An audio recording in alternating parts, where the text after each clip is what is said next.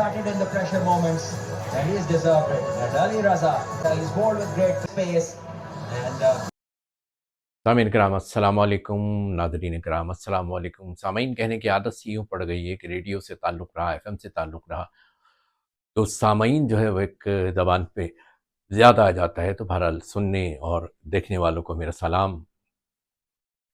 आज world cup के सिलसिले में T20 वर्ल्ड कप 2026 के सिलसिले में एक बहुत बड़ा मार्का है। दो रिवायती हरीफों यानी पाकिस्तान और हिंदुस्तान यानी इंडिया के दरमियान एक मुकाबला है।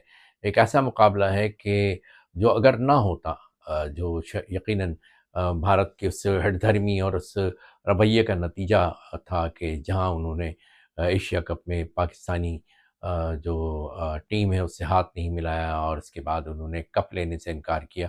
तो ये तवातुर के साथ और फिर उन्होंने जो है बड़ी गलत ज़बान इस्तेमाल की ग्राउंड में भी। तो ये तमाम चीज़ें ऐसी थी कि जिन्होंने एक ऐसे रिएक्शन को जो है वो जन्म दिया कि जिस रिएक्शन ने जो है फिर इससे वर्ल्ड कप के लिए मुश्किल कर दी। पाकिस्तान ने इनकार कर दिया कि वो भारत के साथ नहीं खेलेगा। लेकिन ये एक बड़ा मुश्किल मरहला हो गया उन लोगों के लिए कि जो जानते हैं कि माली तौर से अगर पाकिस्तान नहीं खेलता तो बहुत शदीद नुकसान होता इंटरनेशनल क्रिकेट कॉन्फ्रेंस को भी, और जो उसका सबसे बड़ा जो फाइनेंशियल पार्टनर है यानी board of cricket control in India BCCI, उसे बहुत बड़ा नुकसान होता। तो लिहाजा अब आप जानते हैं कि जो बनिया जहनीत है वो नुकसान तो बर्दाश्त नहीं करती। लिहाजा उसके बाद पहले जो है बिलवास्ता और फिर ICC की बिलाखिर जो है वो कुछ ज़िम्मेदारान यहाँ आए, उन्होंने दरख्वास्त की। फिर कुछ पाकिस्तान के दोस्त ममालिक ने दरख्वास्त की कि पाकिस्तान ये मैच ज़रूर खेले, लिहाजा पाकिस्तान इसके लिए तैयार हो गया।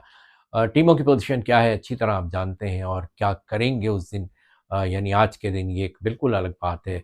हम अपने अपने अंदाज़े क़यास तो लगा सकते हैं लेकिन हम ये नहीं कह सकते। दोनों टीमों में बासलाहियत खिलाड़ी मौजूद हैं। पाकिस्तान में भी बड़े बासलाहियत खिलाड़ी मौजूद हैं। अभी इन्होंने ऑस्ट्रेलिया जैसी टीम को T20 में अपने ग्राउंड पर 3-0 की शिकस्त दी। इसके बाद आने के बाद इन्होंने वर्ल्ड कप के दोनों मैचेस जीते हैं। इस लिहाज से पाकिस्तानी टीम का मोराल बहुत बुलंद है और इस बुलंद मोराल के साथ पाकिस्तानी टीम ग्राउंड में उतरेगी, जबकि भारत को जो है वो शदीद दबाव होगा इसलिए कि उसने जो कुछ किया था उसके बाद अगर उसके खिलाड़ी कुछ करने में कामयाब नहीं होते तो यकीनन फिर इसके बाद जो है जो भारत के अवाम का रद्द-ए-अमल आता है वो बड़ा सख्त आता है।